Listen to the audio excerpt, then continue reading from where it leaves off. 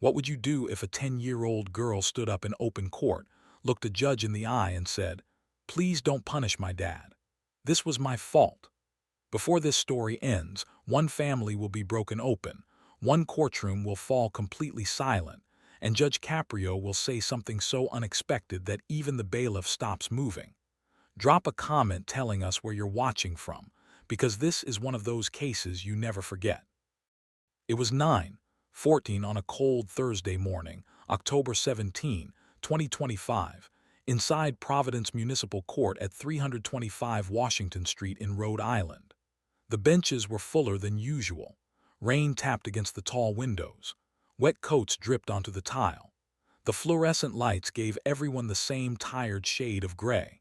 Hit that subscribe button if you believe the truth has a way of showing up when people least expect it. At the center of the room stood Luis Mendoza, 38 years old, 5'11", shoulders broad from years of HVAC work, wearing a faded brown Carhartt jacket, black Dickies pants, and scuffed wheat Timberlands with the soles worn thin at the heel. He had the look of a man who had not slept properly in weeks. His jaw was set too hard. His hands were rough, cracked white around the knuckles, and clenched like he was already bracing for impact. Like this video, if you believe a courtroom can reveal more about a person than a whole year of excuses ever could. 2 rows back sat his daughter, Elena Mendoza, 10 years old, in a Old Navy cardigan, a white school polo, and pink Skechers with silver stars rubbed nearly invisible from playground asphalt. Her dark hair was braided neatly, but the braid had loosened at the bottom, as if the morning had moved too fast for everything to stay in place. She held a marble composition notebook against her chest so tightly the cardboard corners bent inward. Share this with someone who needs to see what real justice looks like when compassion and accountability collide. Everyone thought this was a simple traffic case. It was not. The clerk, Samantha Ruiz, called the matter in a clear voice that cut through the room. Case number PVD MT 2511873 and PVD PK 254421, City of Providence versus Luis Mendoza. Failure to obey a traffic officer, obstruction of a school loading zone, parking in a wheelchair access area, and outstanding municipal citations. A low murmur rolled through the gallery. Judge Frank Caprio looked over his glasses at the file in front of him. Calm face, still hands, dark robe, that familiar expression that never gave away too much too early. "Good morning, sir." Luis nodded once. "Morning, Your Honor." "Not your best morning, I imagine." A few people in the room let out a nervous chuckle. Luis didn't. He planted his boots harder into the floor. "No, sir." The city's reporting officer, Dana Mercer of the Providence Police Department, stood near the witness area in a Navy uniform with rain still darkening the shoulders. 31 years old, sharp posture, hair pulled into a clean bun. She had body cam footage ready, a city parking enforcement report, a school bus incident note, and a supplemental statement from a pedestrian. This was already more evidence than people expected in a traffic case. Judge Caprio flipped a page. "Mr. Mendoza, according to this file on September 9, 2025, at 7:42 a.m., you parked your silver 2012 Toyota Camry in a marked school loading zone on Broad Street near Public Street, partially blocking a wheelchair ramp and refusing a lawful order to move. Is that accurate?" Luis drew in a breath through his nose. "I stopped for maybe 2 minutes." Officer Mercer answered before the judge could. "It was closer to 6, Your Honor. 6 minutes and 12 seconds from the time I activated my body camera." Luis turned immediately. "6 minutes because you wouldn't let me explain." Judge Caprio lifted one hand. "Not high, just enough. You'll have a chance. She'll have a chance. We're not going to turn this courtroom into Broad Street at rush hour." That got a bigger laugh, not from Luis. The judge leaned back. "Tell me why you didn't move." Luis's eyes flicked toward the gallery for half a second, toward Elena, then back to the bench. "I had something important to handle." What kind of something? Family emergency. Then why not say that to the officer? Lewis swallowed. I tried. Officer Mercer's mouth tightened, but she stayed still. Judge Caprio glanced down again. The report says you told the officer, quote, write the ticket if you want. Everybody acts like I'm blocking the whole city. Did you say that? Lewis hesitated just long enough for everybody to hear it. I was frustrated. There it was, the first crack. If you think small moments in court can expose huge truths, drop a comment telling us whether you believe frustration is an explanation or just another excuse. Judge Caprio's voice stayed even. Frustration does not move a car out of a loading zone, Mr. Mendoza. A woman in the S. Econd row nodded under her breath. The judge turned to Officer Mercer. Officer, what did you observe? She stepped forward. At 7:42 a.m. I saw Mr. Mendoza's vehicle stop directly in front of the painted yellow school loading zone and partially over the curb-cut ramp used for wheelchairs and walkers. Morning student drop-off traffic was active. A bus from Route 12 had to angle around his car. Crossing guard Evelyn Brooks had children waiting on the corner. I instructed him to move. He raised his voice, exited the vehicle, and said he'd be 1 minute. He went into Salvator's pharmacy. Lewis shook his head, because I had to. You'll speak when it's your turn, the judge said, not loudly, but that was enough. Officer Mercer continued. While the vehicle was unattended, an elderly pedestrian using a walker had difficulty reaching the ramp. A child near the crosswalk stepped off the curb unexpectedly because traffic had backed up. Ms. Brooks pulled him back. No one was struck, but it was unsafe. Now the room changed. This wasn't just a parking ticket anymore. There had been a bus, children, an older woman with a walker, a blocked access ramp, a traffic officer ignored. Suddenly everybody on those benches was building the scene in their heads. Yellow paint, brake lights, school backpacks, an old woman trying to find space where none existed. And then came the first outrage. Lewis lifted both hands. Nobody got hurt, that matters. A hush hit the room so fast it was almost physical. Judge Caprio looked straight at him. It matters that nobody got hurt. It also matters why they didn't. That line landed hard. One man in the back whispered, damn. Everyone in the room knew the temperature had changed. Judge Caprio nodded toward the screen. Let's look at the footage. The court officer dimmed the monitor. Grainy surveillance from the pharmacy camera appeared first. Time stamp, 7:42:18 a.m. Rain-Slick Street. Yellow curb, gray morning light. Lewis's Camry angled halfway over the painted access area. School bus creeping around it. Children in bright backpacks bunching near the corner.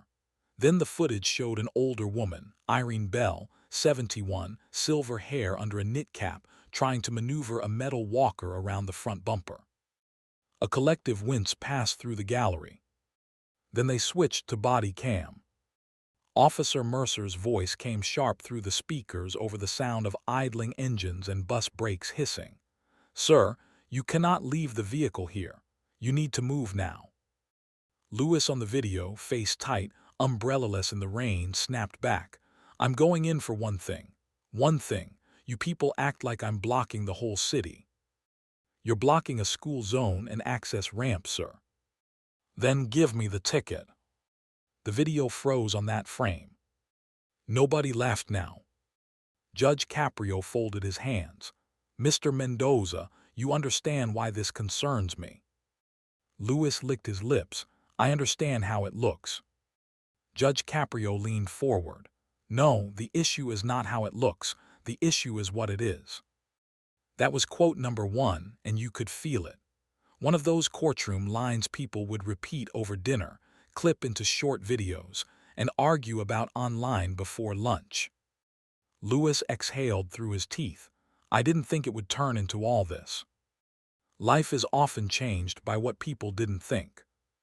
The room went dead still again. Then something strange happened. From the second row, There was the sound of a notebook slipping from small hands. Everybody turned. Elena had stood up. She looked too small for the moment and too serious for her age. Her face had gone pale, but her chin was lifted in a way that made it clear she had rehearsed this in her heart 100 times. Your Honor. Samantha Ruiz, the clerk, half rose from her chair. Judge Caprio softened instantly when he saw the child. Yes, sweetheart. Elena swallowed. Can I say something? Louis spun around. Elena, no. She didn't look at him. Please. And right there, before a single word left her mouth, the whole courtroom felt the next twist coming. Hit that subscribe button if you can already tell this is about to become something far bigger than a traffic hearing. Because what Elena said next changed everything. Judge Caprio nodded slowly. Come a little closer so I can hear you. She walked to the side of the podium, clutching the bent composition notebook. Her pink Skechers squeaked once on the polished floor. You could hear somebody in the gallery clear a throat. Somebody else sniffed. Rain tapped the window harder. Elena looked up at the bench and said, Please don't blame my dad, it was me. I told him to stop there. A gasp moved across the room like a wave. Louis closed his eyes. Officer Mercer's face shifted. Not anger, recognition. Judge Caprio didn't speak for 2 full seconds. He had heard every kind of story in that courtroom. Excuses, lies, regrets, denials, tears, rage, but a 10-year-old stepping forward to take legal blame for an adult. Hat was different. That was a child walking into fire. What do you mean it was you? He asked gently. Elena hugged the notebook tighter. I made him stop. I told him not to listen. I said I didn't care if we got in trouble. Louis whispered almost to himself, Oh God. Judge Caprio looked from the girl to the father. Mr. Mendoza, did you know she intended to say this today? No, sir. Elena finally turned toward her father. Because you told me not to. There it was, the second crack, bigger this time. Judge Caprio said, Tell me what happened. Her voice came out thin at first, then steadier.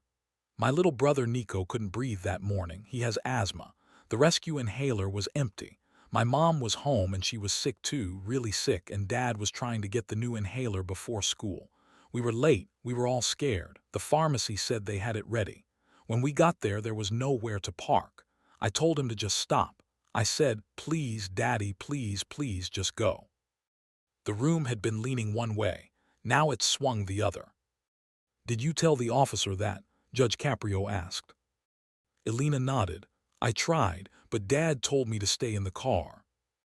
Officer Mercer spoke carefully. Your Honor, there was a child in the rear passenger seat. I did hear yelling from inside the vehicle, but I could not make out everything over traffic. Judge Caprio turned back to Louis. Why didn't you tell the court this from the beginning?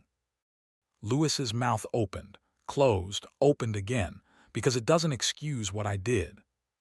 That should have been a good answer. It wasn't enough. The judge watched him. There's more. Louis looked down. Everyone saw it at the same time. The story was real, but it was incomplete. And when a real story arrives incomplete in Judge Caprio's courtroom, that usually means the hardest truth is still sitting in the dark.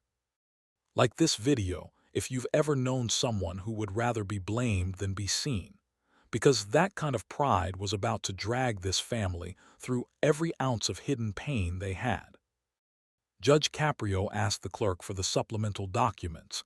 He scanned a pharmacy receipt stamped 7:43 a.m., Salvator's Pharmacy, 1 albuterol inhaler, copay paid in cash. Then a pediatric report from Rhode Island Hospital dated the same day. Nico Mendoza, age 6, acute asthma exacerbation. Treated at 8:34 a.m. stabilized. Released after observation. The emergency was real. No one could deny that now. But the judge kept looking at Louis like a man reading a sentence that hadn't ended. So your son was sick. You were under pressure. Your daughter panicked. All of that I understand. What I still do not understand is why you argued with the officer, why you left the vehicle in a dangerous spot, and why you stood here this morning prepared to let this be treated as just another ticket." Lewis rubbed both hands over his face. "Because my license was suspended." The silence that followed was a different kind of silence. Not shock, recognition. "There it is," Judge Caprio said. Lewis nodded without lifting his head. "For unpaid municipal tickets, old ones, I missed hearings, missed payments. Some of it's on me. Some of it's because I was working jobs that changed every week, and then I lost one, and then I got behind on everything. If they impounded the car, I'd lose the delivery work I still had left.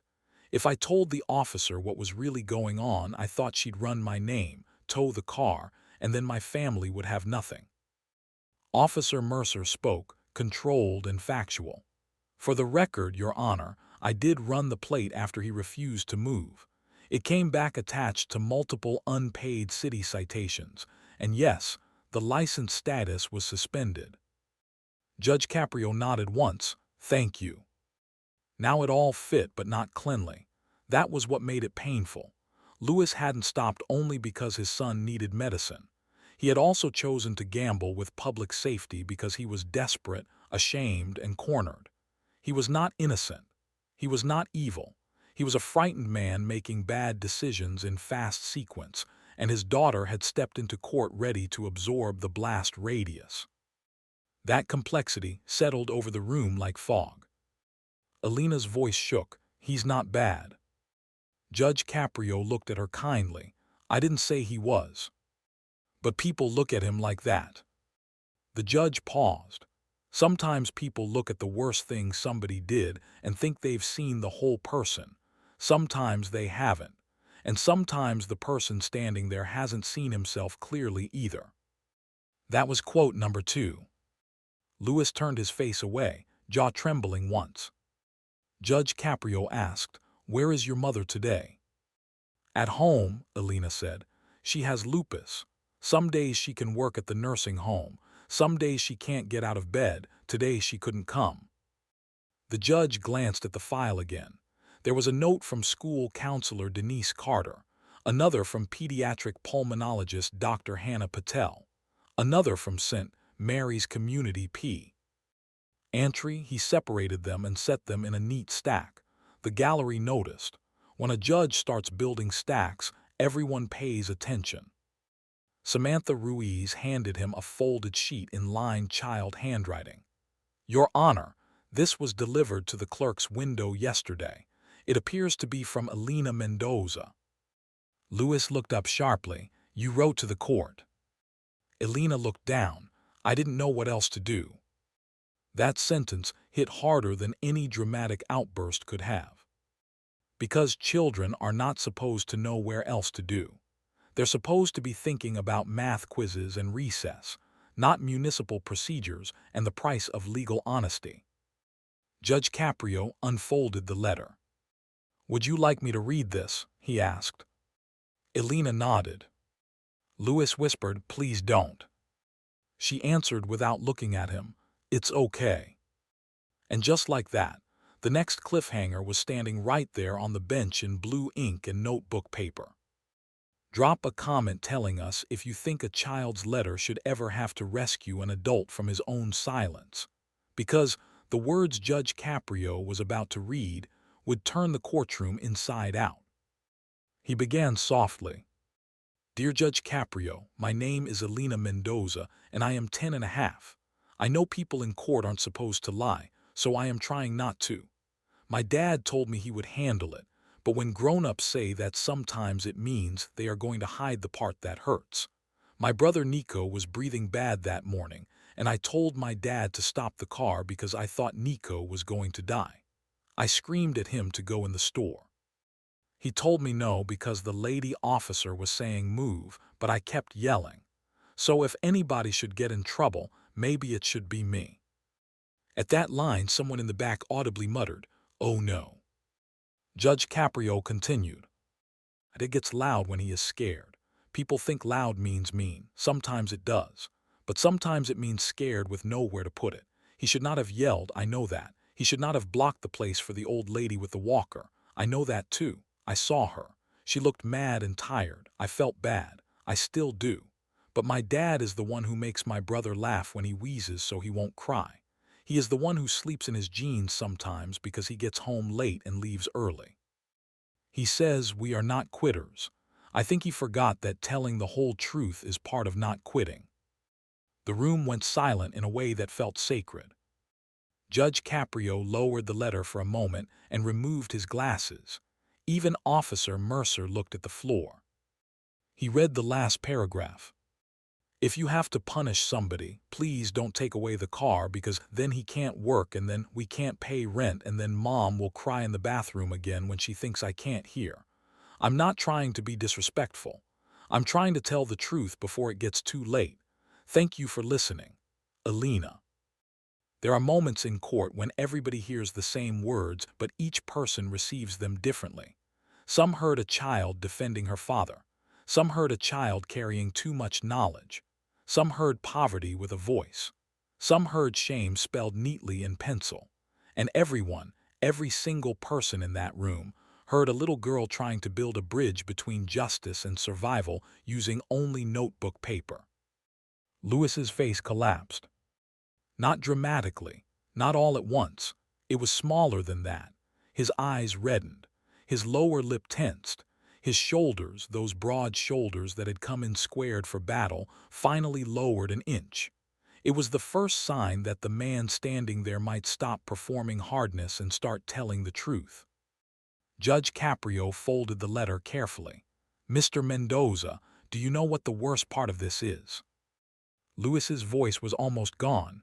Yes. No, I'm asking you. He forced himself to answer that she had to write it. The judge nodded. That's right. There was no sermon in the tone. That made it even more powerful. For a second, it seemed like the case might swing fully toward mercy. The emergency was documented. The child's honesty was overwhelming. The family's hardship was real. But then Samantha Ruiz handed up one more document, and the story took another turn. Your Honor, she said quietly, the prior citation history. Judge Caprio reviewed it. Then he looked back at Lewis, and the temperature changed all over again. Mr. Mendoza, before September 9, you had 8 prior municipal citations in the past 14 months. Illegal parking, expired registration, parking in a bus stop, failure to appear, and missed payment plan dates. Is that accurate? Lewis stared at the floor. Yes. The gallery shifted hard. People who had just felt sympathy now felt the snap of frustration. This was not one desperate mistake. This was a pattern. Judge Caprio said, some of those predate your son's asthma incident. Some predate your wife's current medical records. So let's not pretend all roads lead back to one bad morning. Lou is nodded. I know. Do you? That one word carried weight. I do now. The judge's gaze sharpened. Because right now, what I have is a real emergency layered on top of repeated irresponsibility. Those are not the same thing. That was quote number 3, and it was the kind people would clip, replay, and argue about because it was uncomfortable and true at the same time. Alina looked between them, panicked now, realizing her letter had not simply unlocked mercy. It had unlocked the full truth. And the full truth is never convenient. Hit that subscribe button if you believe real justice has to deal with the whole pattern, not just the saddest piece of the story. Because this next revelation pushed Luis Mendoza to the edge of losing everything. Judge Caprio asked the officer, did Mr. Mendoza cooperate after the citations were issued? Officer Mercer answered honestly. Eventually, not at first. He was angry. He said the city only knows how to punish people who are already drowning. But when I approached the vehicle again, the girl in the back seat was crying. I heard her say, Dad, please stop. He got quieter after that. The judge turned back to Lewis. Did you hear that? Lewis nodded. Tell me what you said to your daughter in that car. He looked like he would rather take $1,000 fine than answer the question. Judge Caprio waited. The room waited. Finally, Lewis said, "I told her to be quiet. And then I told her not to talk to the officer. And then," Lewis inhaled hard, "I told her I'd fix it." Elena wiped her eyes. Judge Caprio leaned in. "No, you told a child to help you hide the truth. There's a difference." Nobody moved. Even the air felt still. Lewis closed his eyes again. This time he nodded without defending himself. Yes. That was the beginning of humility. Not crying, not explaining, not blaming circumstance, just that one word, yes. Then the judge asked something nobody expected. Was this the first time she's had to do that? Elena looked up fast. Lewis went white. The room knew immediately that the answer mattered. He took too long. And in court, hesitation can be louder than speech. Elena spoke before he could. No. The sound from the benches was not a gasp this time. It was deeper, sadder. Judge Caprio's expression changed completely. "What do you mean?" She looked at the floor. "Sometimes when bills came, Dad said don't answer the door. One time a tow truck came down the block and he told us not to look out the window. When Mom was in the hospital in June, he told me if anybody asked, I should say he was at work even if he was. He said he just needed time." Lewis finally broke. "Enough, Elena, enough." Judge Caprio's voice cut through instantly. "No, sir. She is done carrying what you handed her. You will not stop her now." That line stunned the room. One woman covered her mouth. Everybody could feel it. This was the moment the story stopped being about a traffic case and became something far more painful. A child had been drafted into adult damage control. Elena wasn't exposing her father because she hated him. She was exposing him because she loved him and could no longer survive inside the shape of his silence. Judge Caprio said gently, "Elena, sweetheart, thank you. You can step back if you want." She shook her head. "I want to stay." The judge nodded with respect. "Then you stay." Officer Mercer shifted her weight and asked permission to add something. The judge allowed it. "When I returned to the car the second time," she said, "I saw Elena in the back seat leaning over a little boy with a Spider-Man backpack. She was trying to keep him calm. I also saw a grocery delivery app open on a phone mounted near the dashboard. Multiple stops were queued. At the time, I thought this was another driver cutting corners to keep moving. I didn't know the full family situation, but I want the court to know the child was trying to manage the whole scene." Judge Caprio looked at Lewis. "Your daughter was 10 years old, and she was already acting like the grown-up in the car." There was nothing he could say to that. So he said the only thing left, "I know." The judge turned to the clerk. "Is Ms. Evelyn Brooks present?" A woman in a neon yellow rain shell rose from the second bench. Short gray curls, reflective crossing guard vest folded over one arm, sensible black shoes. "Yes, Your Honor." She came forward and spoke with the weariness of someone who had seen too many close calls at the same corner. "I've worked that intersection 6 years," she said. "I've seen drivers text, curse, speed, swing around buses, you name it. That morning those kids were 3 seconds from a bad scare, maybe worse. I pulled one little boy, Mason Reed, back by his backpack because he thought the bus had stopped for him. It hadn't. Traffic was backing up around that Camry. I don't say this to shame the man. I say it because people need to understand what one careless stop can do." Judge Caprio asked, "Did you later speak with Mr. Mendoza or his daughter?" Ms. Brooks nodded. "The girl came back after school with her father. She said sorry, real sorry. He said it too, but she said it first." That detail pierced the room. Because of course she had. Of course the child had been first to repair what the adult broke. Judge Caprio rested his elbow lightly on the bench and looked at Lewis for a long moment. "Do you know what pride does when it's scared?" Lewis answered hoarsely, "It lies." The judge nodded, and then it asks children to help. That was quote number 4. Like this video if that sentence hit you in the chest, because it hit every person in that room exactly that way. For a moment, it seemed the hearing could end right there with a reduced fine and a lecture nobody would ever forget. But this case still had another layer, and it arrived in the form of a thin white envelope marked by hand. Samantha Ruiz held it up. There's also a note from Irene Bell, the pedestrian mentioned in the report. Judge Caprio looked surprised. She's here. A frail woman near the aisle raised her hand. Knit cap, beige wool coat buttoned to the throat, metal walker with tennis balls on the back legs. I am. She approached slowly, and the whole room gave her the kind of attention reserved for people who don't waste words. Judge Caprio smiled warmly. Mrs. Bell, thank you for coming. She nodded. I didn't want people talking about me without me. A ripple of laughter broke the tension. Even she smiled a little.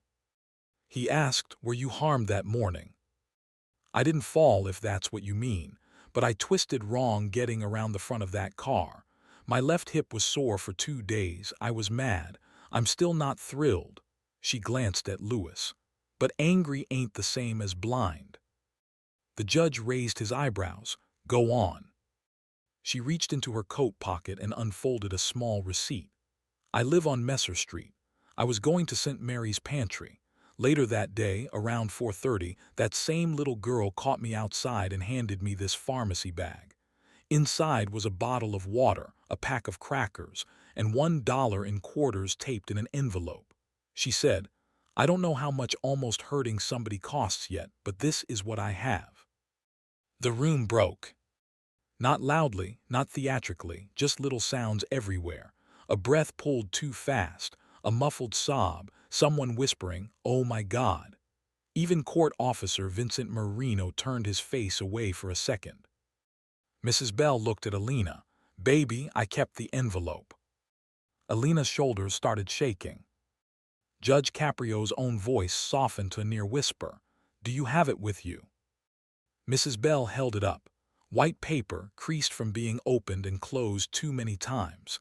Child handwriting in purple pencil. For the lady with the walker, I'm sorry we made your day harder. This was the kind of moment people later call impossible to script because it feels too precise, too human, too clean in the way pain and grace sometimes meet. But there it was, in a municipal courtroom on a rainy morning. An envelope with quarters, a public record of a private conscience. Judge Caprio accepted the envelope and read it silently. Then he looked up at Luis Mendoza with a face that was no longer stern and not yet merciful. It was something harder, clearer. Your daughter has been paying emotional debts you left on the table. Luis bent forward and covered his eyes with both hands. There was no defense left now. No posture, no outrage, no line about the city, no talk about being treated unfairly. Just a man in a Carhartt jacket finally seeing what his habits had cost the child who loved him most. And right when the room thought the truth had fully arrived, Judge Caprio asked for one more piece of evidence. The bus report. Officer Mercer handed it over. Judge Caprio scanned the typed note from Route 12 driver Marcus Lee. Then he read aloud. At 7:43 a.m., students on bus shifted to the right side when vehicle blocked lane. One student dropped inhaler case. Another began crying due to horn noise and shouting outside. Delay approximately 4 minutes. He set the paper down carefully. Mr. Mendoza, do you hear what keeps happening in this case? Inhalers, fear, children absorbing adult chaos. Your son, bus children, your daughter. Fear multiplies when adults don't manage it. Lewis's face was wet now. He didn't wipe it. Yes, sir. That was the first time he had answered like a student instead of a defendant. Judge Caprio sat back. I'm going to take a brief pause before I rule, not because I'm uncertain that wrongdoing occurred. It did. But because I'm deciding whether this courtroom is dealing with a traffic violation, a parenting failure, or both. And with that, he removed his glasses, set them down, and the room knew the biggest confrontation had not even started yet. Share this with someone who needs a reminder that sometimes the most serious charge in a courtroom isn't the one written on the citation, because what Judge Caprio said after that pause changed Luis Mendoza forever. When the judge resumed, his voice was steadier than before, almost quiet. That made everyone listen even harder. "Mr. Mendoza, I want you to step closer." Luis obeyed. "I'm going to ask you a question, and I don't want the polished answer. I don't want the survival answer. I don't want the answer you've been giving yourself at night so you can fall asleep. I want the truth. When your daughter yelled at you to stop the car that morning, what did you feel first?" Luis stared at the bench for a long second. "Fear." "Of what?" He answered in pieces. That Nico would stop breathing, that I didn't have enough money, that if the officer ran everything, the car would be gone, that I couldn't fix any of it fast enough. Judge Caprio nodded. "That's honest. And then what did fear become?" Luis's voice cracked. "Anger." "And after anger?" He looked at Alina. "Control," he said. The judge's eyes narrowed, not unkindly. "Exactly. You could not control your son's lungs. You could not control your wife's illness. You could not control your overdue tickets. So you tried to control the only person smaller than you." The gallery went utterly still. That was quote number 5, and it hit with the force of something people know but rarely hear spoken aloud. Luis broke into open sobs. Not loud, not showy, but real, shoulders trembling, chest folding. The kind of crying a grown man does when a stranger says the sentence he has been outrunning for years. Elena took one step toward him.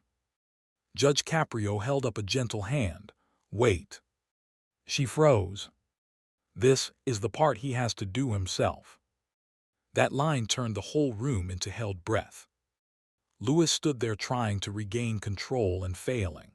Finally, he said the words nobody expected from the same man who, at the start of the hearing, had practically shrugged off the danger. "I used her." No one interrupted. "I told myself I was protecting my family. I was protecting my pride. I kept saying I'd fix things. I made her help me pretend I still had everything under control.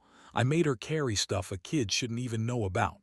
He turned fully toward his daughter. "I am so sorry." Alina was crying too now, but she stayed where she was. Judge Caprio said, "No, don't apologize to the heir, speak to your child." Luis faced her squarely. "Alina, I was wrong. It was not your fault. Not that day. Not the tickets. Not Mom crying. Not Nico being sick. None of it. I was wrong to tell you to stay quiet. I was wrong to make you feel like fixing me was your job." No one in the courtroom seemed to breathe.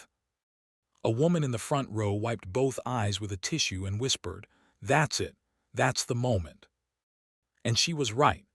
Everyone in the room knew they had crossed into the moment people would replay online, talk about in kitchens, and send to relatives with the message, "Please watch this all the way through." But Judge Caprio was not finished, not even close. He turned to Elena. "Do you believe him?" That question shocked people. It was risky, honest, necessary. Elena looked at her father, really looked, through all the noise. Through the tickets, the lies, the fear, the nights hearing her mother cry quietly in the bathroom, the mornings pretending everything was normal for Nico. "I think he means it now," she said. That answer was so mature it hurt. Judge Caprio nodded slowly. "That is not the same thing as trust. Trust takes longer." Luis lowered his head. "Good," the judge said. "You needed to hear that too. If you've made it this far, hit that subscribe button, because this is where most people expect the easy mercy. That is not what happened. Judge Caprio had one more truth to deliver, and it was the one nobody in that room was ready for. He reached for the citation stack and tapped it with one finger. The law cannot ignore what happened on Broad Street. A wheelchair ramp was blocked. A school zone was obstructed. A traffic officer was disregarded.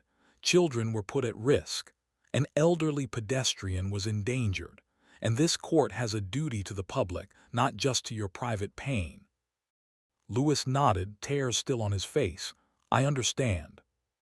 Do you? The judge asked again. Yes, sir. The judge let the silence sit a moment.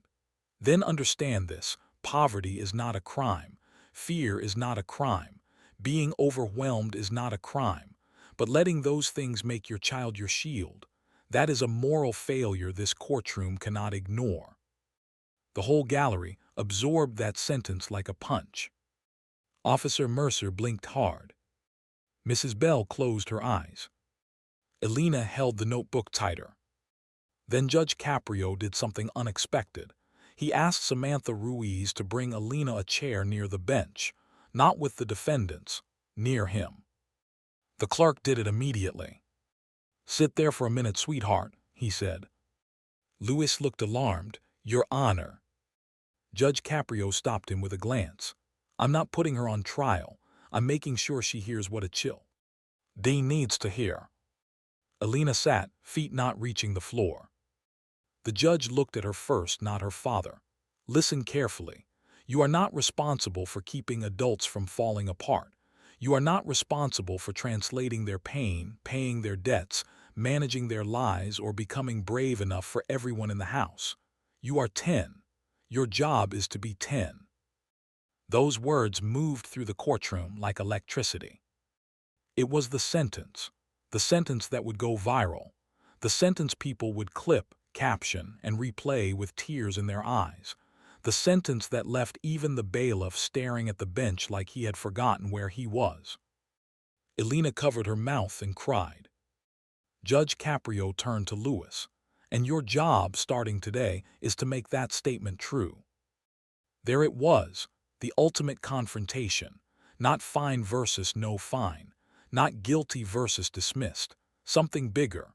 A man being ordered into accountability by way of fatherhood in public with no more place to hide. Then came the twist nobody saw coming. Mrs. Bell raised her hand. Your Honor, may I say one more thing? The judge nodded. She turned toward Lewis. My husband drank for years before he quit. Not the same as your situation, but close enough in one way. Pride makes a house very loud, then very quiet. My son used to answer the phone and lie for him. I'm 80 if I'm a day, and I am telling you this so you hear me plain. If you don't change after a moment like this, you won't just lose money. You'll lose the look in your daughter's eyes. Lewis cried harder. Mrs. Bell continued. But if you do change, don't make the mistake of thinking sorry is where it ends. Sorry is the door. Walking through it is the work. That line was another one people would remember. Judge Caprio smiled faintly. Mrs. Bell, you may be competing with me for the bench. Light laughter broke through tears. The pressure in the room eased for half a breath. Then Officer Mercer surprised everyone too. Your Honor, if I may. Go ahead. She took a measured breath. When I wrote the initial report, I believed this was a straightforward enforcement matter. After reviewing the hospital document and hearing from the school counselor, I submitted a supplemental note this morning recommending leniency on the failure to obey count if the court finds necessity, and if Mr. Mendoza accepts responsibility. I still believe the public safety risk was serious, but I also believe the child should see that law and humanity are not enemies. Even Judge Caprio looked impressed. Lewis lifted his face in disbelief. Officer, She cut him off professionally. Don't thank me yet, earn it. The gallery reacted with a low hum. Another unexpected mercy. Another door opening. Like this video, if you believe justice feels strongest when truth leads to both accountability and compassion. Because what happened next stunned the room in a completely different way. Judge Caprio reviewed the file one last time. Mr. Mendoza, here is what I am prepared to do, but before I do it, I'm going to give you a choice. A choice? That word tightened every spine in the gallery. You can take the standard route, the judge said.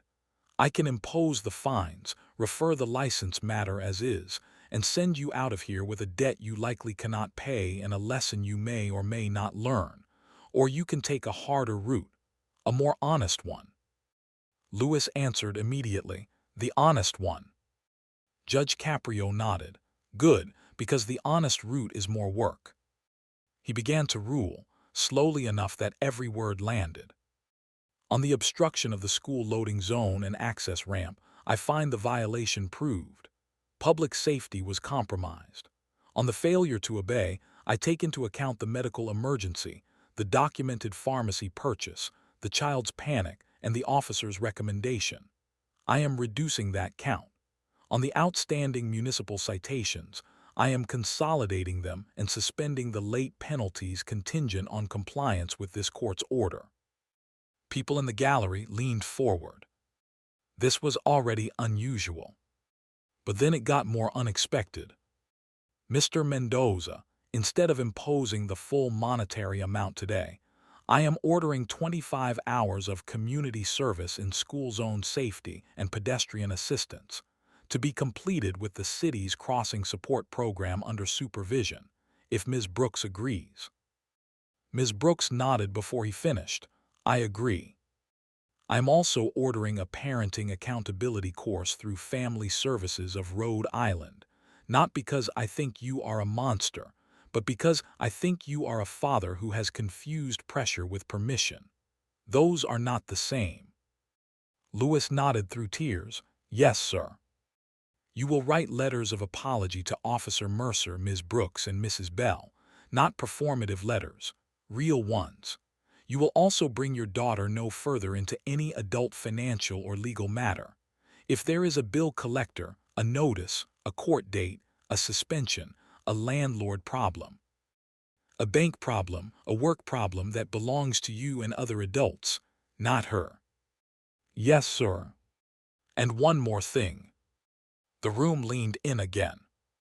You and Alina will return to this courtroom in 90 days, not because she owes me anything, because I want to know whether you built a different home after today.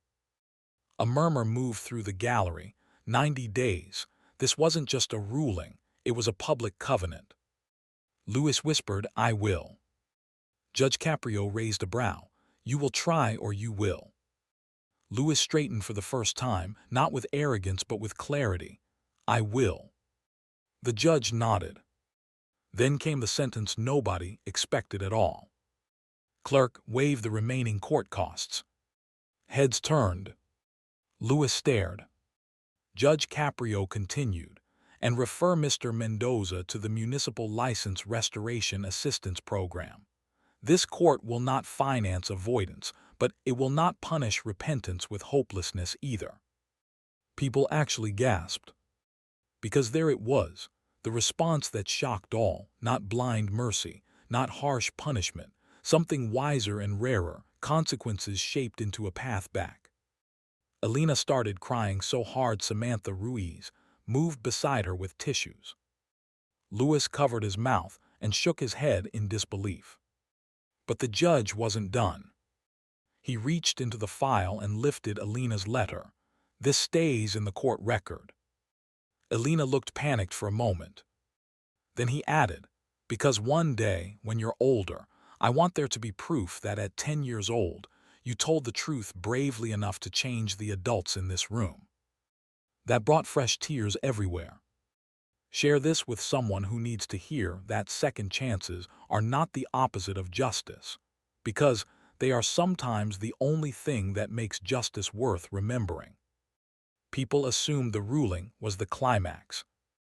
It was. Because just as the hearing seemed to settle, Samantha Ruiz leaned over and whispered something to Judge Caprio.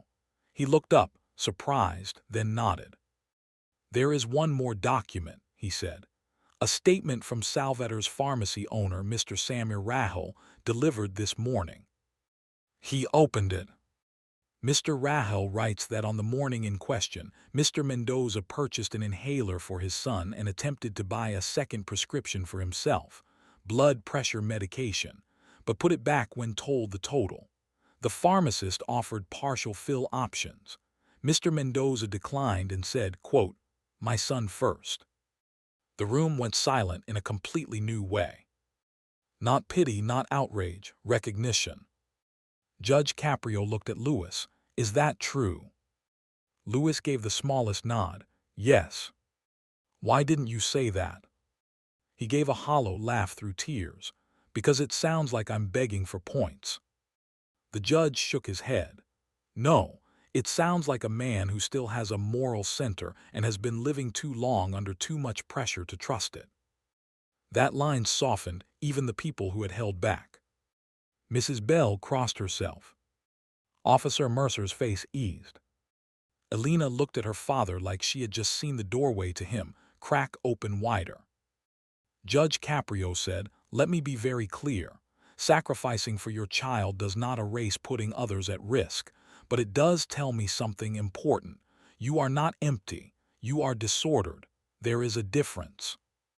And there it was again, sophisticated, unsparing, compassion without cheap absolution. Lewis whispered, "Thank you." Judge Caprio answered, "Don't thank me today. Bring me change in 90 days, then we'll talk." That would have been enough for most hearings. It would have been enough for most judges. It would have been enough for most viral clips. But the story still had its final turn. 92 days later, on January 17, 2026, at 8:58 a.m., the Mendoza case returned to courtroom call. The winter light was harsher. The rain was gone. The benches were full again because word had spread. Court staff had already heard about the first hearing. The clip had circulated. People came in whispering, "Is this the little girl case? Is this the dad from Broad Street? Is Judge Caprio going to follow up?" Yes, he was. And what walked back into that courtroom was not the same family. Lewis entered first, wearing a clean navy zip-up work jacket with a stitched patch reading Providence Housing Maintenance Division. No Carhartt this time, clean jeans, black work boots, hair cut shorter, face still tired but different, less clenched, less hunted. Beside him walked Elena in a maroon puffer coat over a school uniform, holding not a composition notebook this time but a blue folder. Her braid was neat all the way down, and when she looked around the courtroom she looked like a child again.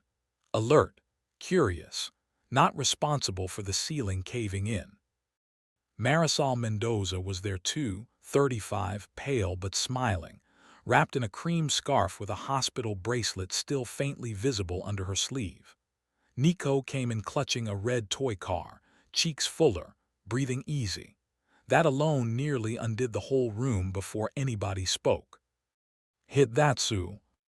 B-scribe button, if you believe the real measure of justice is what happens after the gavel. Because this update proved the story had gone far beyond one courtroom speech.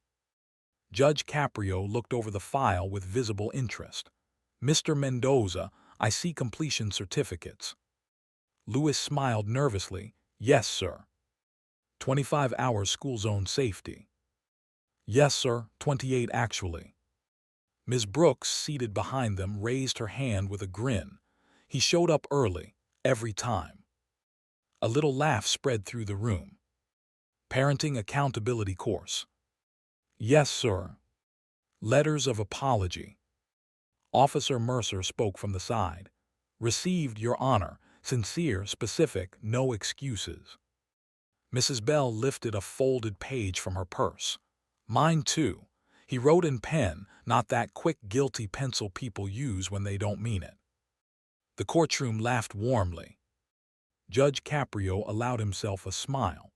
"And the license restoration assistance." Lewis nodded. "Reinstated last month, legal and current." The judge said, "Excellent." Then he turned to Elena. "How are you doing, sweetheart?" She answered in a stronger voice than before. "Better." Better is good. Better can become strong. She nodded. "Are you still carrying things that don't belong to you?" The courtroom held still for her answer.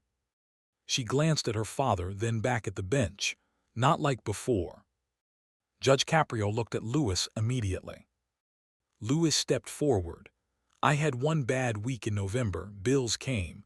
I almost asked her to call and say I wasn't home when the landlord knocked. I stopped myself. I answered the door. I told the truth. We worked it out. That honesty stunned people more than a polished success story would have. Judge Caprio nodded with real approval. Good. Progress is not perfection. Progress is interruption. You interrupted the old pattern. That was another line worth remembering. Then Marisol asked permission to speak. She came forward slowly, one hand on the rail. Your Honor, I just want to say something as his wife and as her mother.